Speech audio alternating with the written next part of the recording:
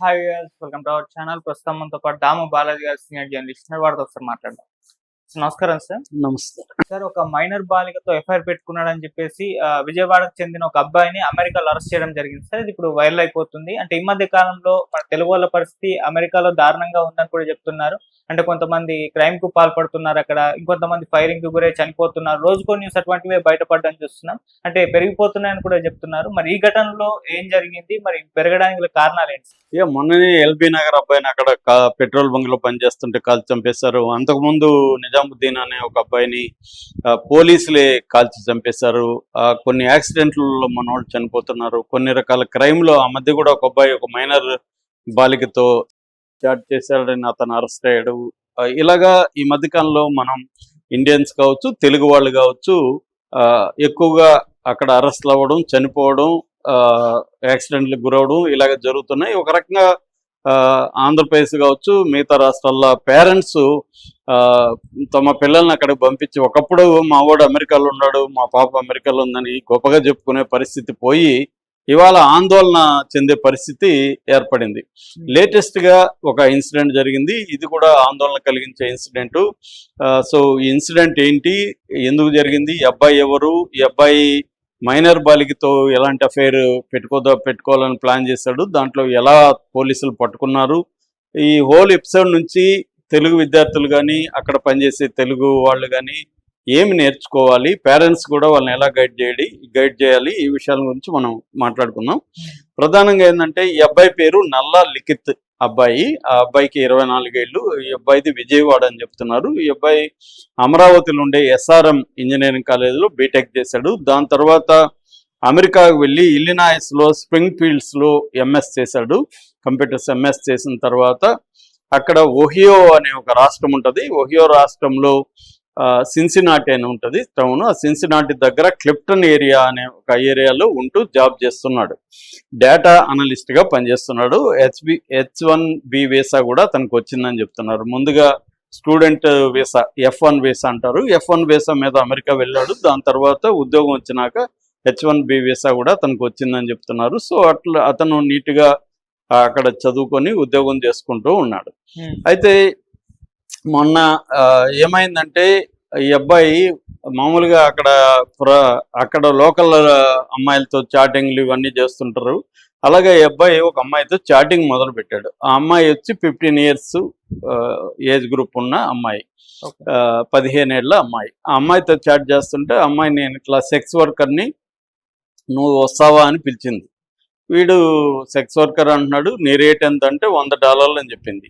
Okay, నేను $100 ఇస్తాను, వస్తానని చెప్పాడు. మామూలుగా ఒక్కోసారి మనకి 15 ఏళ్ళ అమ్మాయిలు కూడా మెచ్యూర్గా కనబడుతూ ఉంటారు. కాబట్టి అబ్బాయి అయితే 15 ఏళ్ళు అని చెప్పిందని చెప్తున్నారు. మనకు కరెక్ట్గా ఈ అబ్బాయి పాయింట్ ఆఫ్ వ్యూ నుంచి కథ ఏంటో మనకు తెలియదు. ఇదంతా కూడా ఏంటంటే, అక్కడ పోలీస్ డిపార్ట్మెంట్ చెప్పిన స్టోరీనే మనం చెప్పుకోవాల్సి వస్తుంది.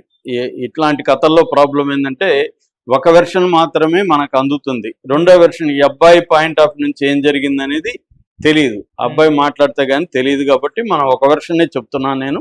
ఆ వెర్షన్ ఏంటంటే పోలీసులు చెప్పిన వెర్షన్. సో అక్కడ హ్యామిల్టన్ కౌంటీ పోలీస్ అంటారు. ఈ హ్యామిల్టన్ కౌంటీ పోలీసులు చెప్పిన వెర్షన్ని నేను చెప్తున్నాను. మీడియాలో అదే వచ్చింది. సో వాళ్ళు ఏం చెప్తున్నారంటే, ఈ అబ్బాయి ఒక అమ్మాయితో చాట్ చేశాడు. ఆ అమ్మాయి, నేను సెక్స్ వర్కర్ని, డబ్బులు ఇస్తే నేను నీతో వస్తాను అని చెప్పింది. సరే ఎంత అని అడిగాడు. $100 అంది. $100 పే చేస్తున్నాడు. అడ్వాన్స్ ఏదో కొంత పే చేశాడు. వెళ్ళాడు. అక్కడికి వెళ్ళినప్పుడు అక్కడ పోలీసులు పట్టుకున్నారు. అంటే ఇదంతా కూడా ఒక దాన్ని ఏమంటారు, sting operation, under cover operation అంటారు, లేదా మన భాషలో చెప్పాలంటే స్టింగ్ ఆపరేషన్. అంటే ఈ అబ్బాయిని ట్రాప్ చేశారు. అక్కడున్న హ్యామిల్టన్ కౌంటీ పోలీసులు ఆపరేషన్ నెక్స్ట్ డోర్ అని ఒకటి నడుపుతున్నారు. అంటే చైల్డ్ ట్రాఫికింగ్ కి వ్యతిరేకంగా పనిచేసే డిపార్ట్మెంట్ ఉంది హ్యామిల్టన్ కౌంటీలో. ఈ డిపార్ట్మెంట్ పని ఏంటంటే, అంటే చిల్డ్రన్తో సెక్సువల్ యాక్ట్ ఎవడైనా చేస్తే అబ్బాయిలు, వాళ్ళని అరెస్ట్ చేయడం అనేది ఈ డిపార్ట్మెంట్ చేస్తుంది. ఇలాగా వీళ్ళు ఏం చేస్తారంటే, మామూలుగా చైల్డ్తో ఎవరన్నా చేసిన వాళ్ళని పట్టుకోవడం అనేది వేరే విషయం. వీళ్ళే చైల్డ్ లాగా ప్రొఫైల్ క్రియేట్ చేసి, కొన్ని ఫేక్ ప్రొఫైల్ క్రియేట్ చేసి వీళ్ళే ట్రాప్ చేస్తారు. ట్రాప్లో ఎవరన్నా పడితే వాడిని అరెస్ట్ చేస్తారు. ఇది ఒక విడ్డూరమైన విషయం నిజానికి. ఎవడైనా క్రైమ్ చేస్తే ఓకే, కానీ ఇప్పుడు ఈ అబ్బాయి ఆ అమ్మాయే ట్రాప్ చేసింది కదా, అమ్మాయి 15 years అని చెప్పింది, రమ్మనింది. తనకి చట్టాలు, అక్కడ ఉన్న చట్టాలు ఏమి తెలియకపోవచ్చు. 15 years పాప బాగుంది, రమ్మనింది, సెక్స్ వర్కర్ అంటుంది, కాబట్టి పోదామని వెళ్ళాడు. ఇదంతా ట్రాప్ అని అబ్బాయికి ఎలా తెలియాలి? ఇది ఇరుక్కున్నాడు అనమాట. అంటే వాళ్ళు ఎలాగా అమెరికాలో ట్రాపులు చేస్తున్నారు అనేది తెలియాలి మనకి. తెలియకపోతే ఇట్లా ఇరుక్కుంటాం. నిజానికి ఇక్కడ కూడా ఇప్పుడు అదే ఉంది. ఇక్కడ కూడా 18 years లోపల ఉన్న అమ్మాయితో, సెక్స్ వర్కర్ అయినా మన ఫ్రెండ్ అయినా ఎవరైనా, ఆ అమ్మాయితో, ఆ అమ్మాయి ఒప్పందంతో, అంటే కాన్సెంట్తో మనం అఫేర్ పెట్టుకున్నా కూడా మనకి పోక్సో కేసు పడి మినిమం 10 నుంచి 20 ఏళ్ళు జైలు శిక్ష మన దేశంలో చట్టాలతో కూడా పడుతున్నాయి. ఈ మధ్య అలాంటివి జరుగుతున్నాయి. దాని మీదే కోర్టు అనే సినిమా కూడా తీశారు. ఒకవేళ అమ్మాయే రెచ్చగొట్టి మనల్ని అమ్మాయి పిలుస్తుంది కదా, రెచ్చగొడుతుంది కదా, బాగుంది అమ్మాయి కరెక్ట్గా 18 years లేదమ్మా, యువతలోడికి ఎలా తెలుస్తుంది? ఇక్కడ అదే ప్రాబ్లం అన్నమాట. సో ఈ అబ్బాయిని ఏం చేశారంటే, ఈ ఆపరేషన్ నెక్స్ట్ డోర్ అనే ఒక టీము, ఈ అబ్బాయి ఒక ఫేక్ అమ్మాయి ప్రొఫైల్ పెట్టి ఈ అబ్బాయిని ట్రాప్ చేశారు. ఈ అబ్బాయి ఆ ట్రాప్లో పడిపోయాడు. సో పడిపోయి వెళ్ళాడు. ఇప్పుడు అరెస్ట్ చేశారు. ఈ అబ్బాయి మీద 2 ఫెలనీ కేసు అంటారు. అక్కడ ఫెలనీ డిగ్రీస్ ఉంటాయి. ఫస్ట్ డిగ్రీ ఫెలనీ, సెకండ్ డిగ్రీ ఫెలనీ అలా అంటారు. ఈ అబ్బాయి మీద 2 పెట్టారు. ఇవి కూడా విచిత్రమైంది. ఒకటేమో ఇంపోర్ట్ ట్యూనింగ్ అంటారు దాన్ని. ఇంపోర్ట్ ట్యూనింగ్ అంటే ఈ 13-15 ఏళ్ల లోపల ఉన్న పిల్లలతో టెక్స్టింగ్ కానీ, లేకపోతే మెయిల్స్ కానీ, సోషల్ మీడియాలో చాట్ కానీ, సెక్సువల్ కంటెంట్ ఉండే చాట్ చేసినా కూడా ఈ కిందకి వస్తుంది అనమాట. 5th degree ఫెలనీ కిందకి వస్తుంది. దీన్ని ఇంపోర్ట్ ట్యూనింగ్ అని అంటారు. అక్కడ ఒహియోలో ఆ స్టేట్లో సపరేట్ చట్టం ఉంటుంది వాళ్ళకి. ఎందుకంటే రాష్ట్రాల్లో కూడా సపరేట్ చట్టాలు ఉంటాయి. అది ఫెడరల్ సిస్టమ్ అనమాట. సో ఆ చట్టం ప్రకారం ఈ అబ్బాయిని అరెస్ట్ చేశారు. నెంబర్ 1 అది.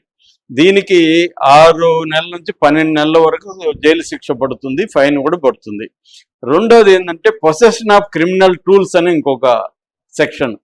క్రిమినల్ టూల్ ఏందని అనుకుంటే సెల్ ఫోన్ అంట. సెల్ ఫోనే క్రిమినల్ టూల్ అంట. ఎందుకంటే క్రిమినల్ ఇంటెంట్తో నువ్వు ఈ ఫోన్ ఉపయోగించావు కాబట్టి అది క్రిమినల్ టూల్ అని చెప్తున్నాడు. అంటే సెల్ ఫోన్ పెట్టుకోవడమే క్రిమినల్ టూల్ని పెట్టుకున్నట్టు. ఇది ఒక రెండోది పెట్టారనమాట. దీని కింద కూడా అబ్బాయికి 12 ఏళ్ళు అంత పడుతుంది. సో యావరేజ్లో ఈ అబ్బాయికి 1 year నుంచి 2 years వరకు ఈ 2 ఛార్జెస్ కింద శిక్ష పడే అవకాశం ఉంది. ఈ లోపల ఇతనికి బాండ్స్, అక్కడ ఏంటంటే ప్రొఫెషనల్ బాండ్స్ ఇచ్చేవాళ్ళు ఉంటారు. బెయిల్ మనకేందంటే ఇక్కడ మనం ఏర్పాటు చేసుకోవాలి. నేను ఇప్పుడు అరెస్ట్ అయి నాకు బెయిల్ రావాలంటే నేను జనరల్గా 2 పూచీకత్తులు అంటారు, పూచీకత్తు వాళ్ళని, జామీన్ వాళ్ళని నేను ఏర్పాటు చేసుకోవాలి. కానీ అక్కడ ప్రొఫెషనల్గా ఇస్తారు. వాళ్ళకి డబ్బులు కడితే వాళ్ళు ఇస్తారనమాట. ఒకవేళ మనం పారిపోతే వాళ్ళు పట్టుకొని వచ్చే బాధ్యత కూడా వీళ్ళదే. సో అలాగా ఇప్పుడు బాండ్స్ ఒక్కొక్క కేసుకి $10,000 బాండ్ కట్టాలి ఈ అబ్బాయి. అంటే 20,000 కానీ కడితే ఈ అబ్బాయి బెయిల్ మీద ముందు బయటకు వస్తాడు. బెయిల్ మీద వచ్చినాక కూడా ఈ అబ్బాయి కాలు యాంకిల్కి ఒక ఇది కడతారన్నమాట. అంటే ఎలక్ట్రానిక్ మానిటర్ అంటారు. ఒక ఎలక్ట్రానిక్ మానిటర్ పెట్టేస్తారు. దాంతో GPS ఉంటుంది పోలీసుల దగ్గర. నువ్వు ఎక్కడికి పోయినా అక్కడ వాళ్ళ దగ్గర నువ్వు లొకేషన్ అంతా కూడా వాళ్ళకి తెలిసిపోతుంది అనమాట. అంటే వీడికి బయట ఉన్నా కూడా క్రిమినల్ లాగా వాళ్ళు కంట్రోల్లో పెట్టుకుంటారు. సో మనకైతే మామూలుగా మండేనో లేకపోతే థర్స్డేనో ఎప్పుడో 2 రోజులు వారంలో లేకపోతే 1 రోజు వారంలో పోయి సంతకం చేయాలి బెయిల్, కండిషనల్ బెయిల్ అంటే. వీళ్ళ కండిషన్ ఏంటంటే నువ్వేం సంతకం చేయకూడదు, వాళ్ళ కంట్రోల్లో ఉంటావు. నువ్వు ఎక్కడ పోయినా అక్కడ రెడ్ ఇది వస్తుంది, లొకేషన్ తెలిసిపోతుంది. అలాగా నువ్వేమన్నా వేరే రాష్ట్రం విడిచిపోతుంటావు ఉంటే ఇమ్మీడియట్గా వీళ్ళు ఫోటోలు అన్నీ చేసేస్తారు. అక్కడ టెక్నాలజీ బాగుంటుంది కాబట్టి పట్టేసుకుంటారు. సో ఇది ఇప్పుడు ఈ అబ్బాయి పెట్టారు. ఈ అబ్బాయికి నాకు తెలిసి అయితే శిక్ష నుంచి తప్పించుకోలేడు. ఎందుకంటే ఇది ఫుల్గా ట్రాప్ చేసింది కదా.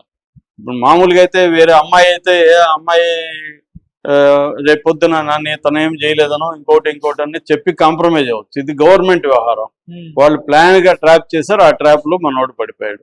సో దీని నుంచి నేర్చుకోవాల్సింది ఏంటంటే అక్కడ ఉన్నవాళ్ళు చట్టాలు ముందు తెలుసుకోవాలా. చైల్డ్ ట్రాఫికింగ్ లాస్ ఏమున్నాయి, మనం చాట్ చేయాలంటే ఎవరితో, ఏ అమ్మాయితో చేయాలి. ఇవాళ ఏంటంటే చాలా మంది అనుకుంటారు మన ఫోను వాళ్ళ ఫోనే కదా, మన ఇద్దరికే తెలుసు అని. లేదు, ఇవాళ